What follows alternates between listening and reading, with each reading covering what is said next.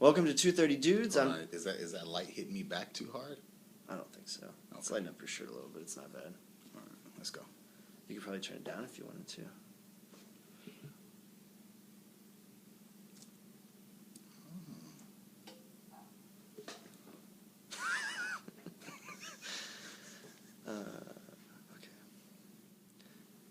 Welcome to 230 Dudes. I'm Charles Schuling. And I'm Antonio Harrison.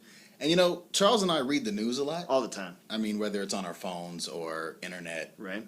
But our local United States news is kind of horrible. Yeah, it is. It's nothing but death and tragedy And cute puppy dogs. Yeah. I mean, there's nothing of substance really there No. unless it's some breaking news that's happening in your area. Right. So we figured, why not give you some news to smile about? Yeah. You Some wanna news that's just kind of fun. Yeah. You want to start first? Sure. This week, the Obama White House announced that they're going to rename Mount McKinley Mount Denali, which was its original name. What do you know what it means? No, it was a Native American name, like Native Okay. Alaskan Indians, and they called it Mount Denali for hundreds of years, and it is North America's tallest mountain, and it was changed in 1896 to be named after President William McKinley. So they're bringing it back to its actual native roots. Yes. There's got to be a lot of people who are pissed off about this. There are a lot of people in the continental United States, but interestingly, the Alaskans voted to change the name in 1975, and it passed. So under the state, it is called Mount Denali, but under the rest of the United States, it's not recognized by that name. So the feds can come in and, plaster a sign. Yeah. Mount McKinley. Yes, Mount McKinley if they wanted Okay. to. But now they can't. All right. I think that's kind of cool. Yeah. Hey, good job for you, Obama. Right? Yeah. Go for it, man. Get as many things done as you can before you get out of here. Seriously, I think that's what he's doing. Just throw a wrench Like in he's everything. just like check. Like, All right, I got one for you. It's my most heartfelt one. okay. Lee Hall, 26-year-old from Cornwall, UK. Okay. He's diagnosed with heart failure at age 14. Now, at age 20, he's given a mechanical heart pump. So he's not given a transplant. It's just this machine that pumps blood through his body. Mm-hmm.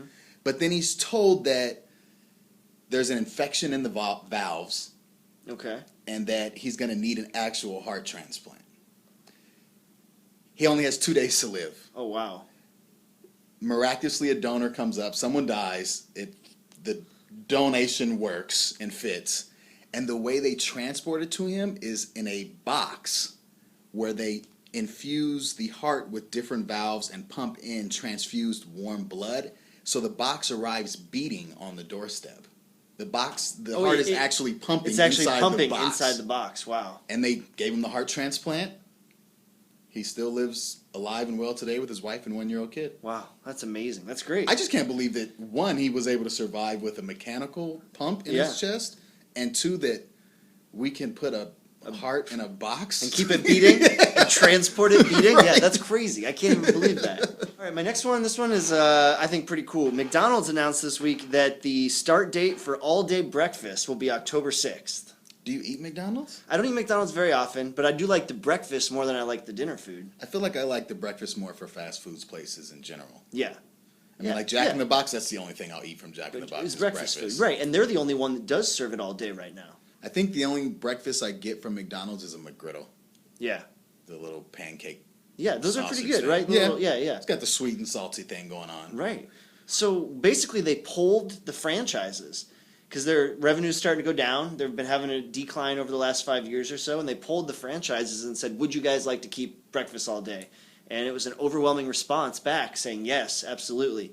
And then the restaurants, the franchises, get to choose on their own what breakfast items they will serve all day. So it's mostly going to be based off their neighborhood and their customer demand. But do you plan on going October 6th to get breakfast at like 6 in the afternoon? No, but I think the line will be around the block, honestly.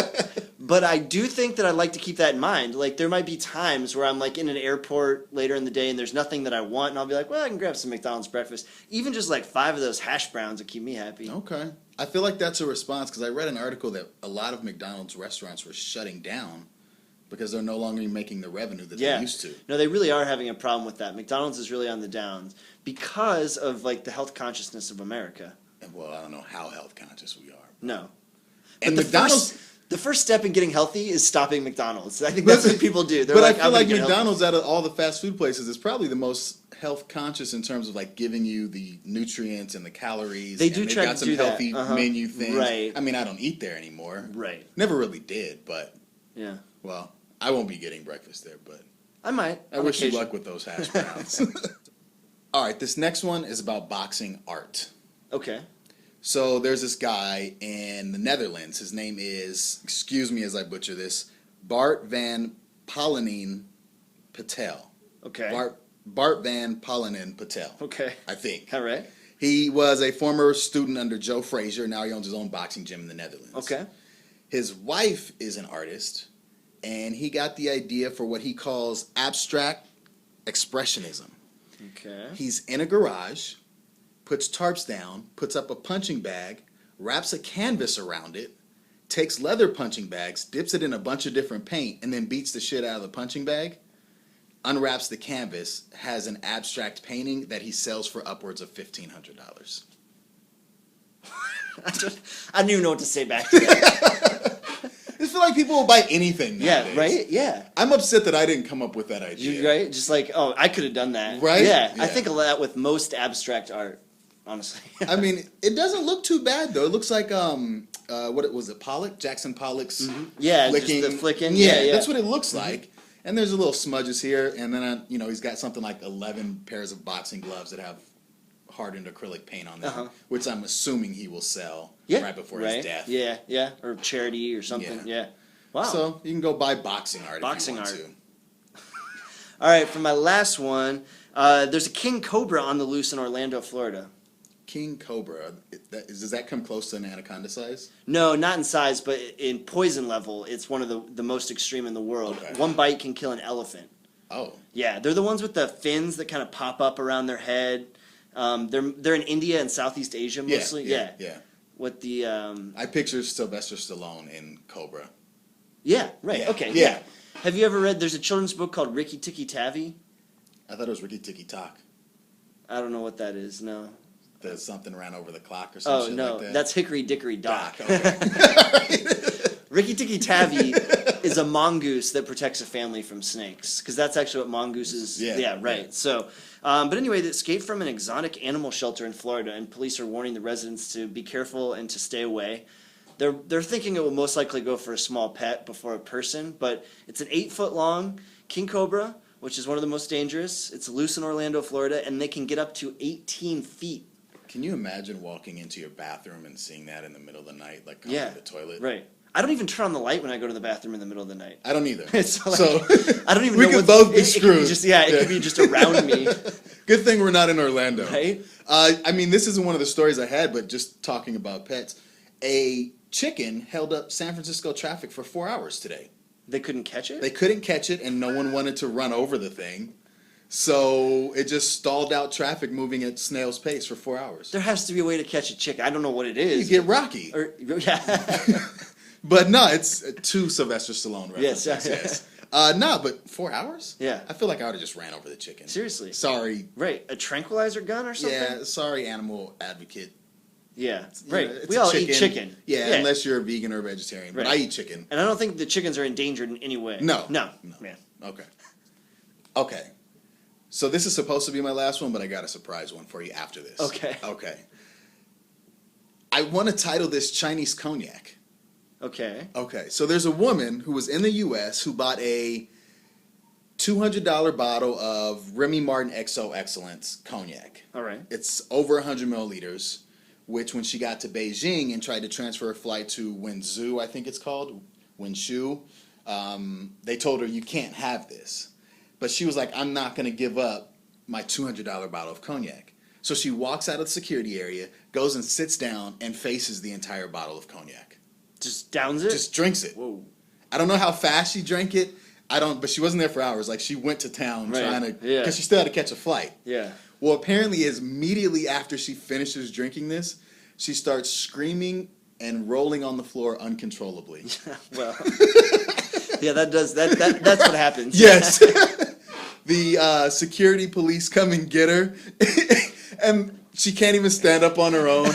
So they throw her in her wheelchair and they take her back to this convalescent room in the airport and let her pass out for a couple hours. Yeah.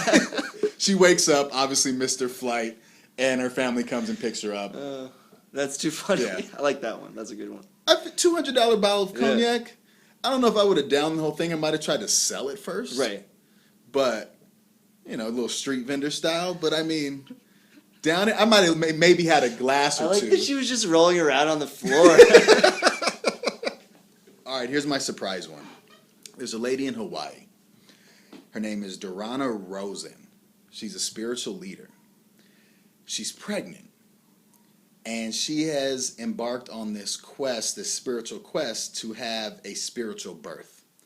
She has participated in a 38-week program where she swims around with dolphins while she's pregnant.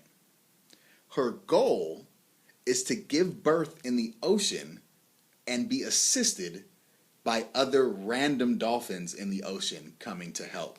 She's hoping that somehow her 38 weeks with these dolphins in captivity will draw dolphins to her baby while she's there. Now, I got multiple problems with this. One, I know for water births, the temperature should match closely the inside of the, amniotic sac? Right, or fluids, yeah. Whatever. Okay. The ocean's cold. And I don't give a damn if you're in Hawaii. It's not going to be the same that's inside your body. Two, it's not the same dolphins that you've been swimming with for 38 weeks who may potentially come and help. Right. If they show up. You're going to have it in salt water. Yeah. And what if a dolphin doesn't show and a fucking shark or something comes along? Yeah. Yeah, I don't even know what to say other than it just sounds like a horrible idea. And even if the dolphins do show, which I do not think will happen. How are they going to help? What is their response going to be exactly? Like, how do they know that's not food? Maybe they cut the umbilical cord. I don't know. Oh my gosh. If people are going too far with this shit, man, like, you want to have a water birth, fine. But don't have a birth in the ocean hoping that dolphins are going to come help assist your birth. It's really not going to work. Now, if I don't want to necessarily watch the recording, but I hope she records it, because I want to see if some animals show up, if it's not something fatal that happens. Yeah. Like, what actually happens. Right. Because, animals are pretty sensitive about babies and bellies and, being intuitive about things like that. Yeah. What's her name? Did you get that? Dorana Rosen in Hawaii, spiritual leader. Dorana Rosen, we wish you the best of luck. I don't know what else to tell you. Just make sure you have the ambulance on the beach when this goes down, please. Yeah. And paramedics in the water. Yes. Yeah. Lifeguards? Yeah. Anything. I'll take that. Be surrounded by people. And that's news that'll make you smile. Thanks for listening, watching.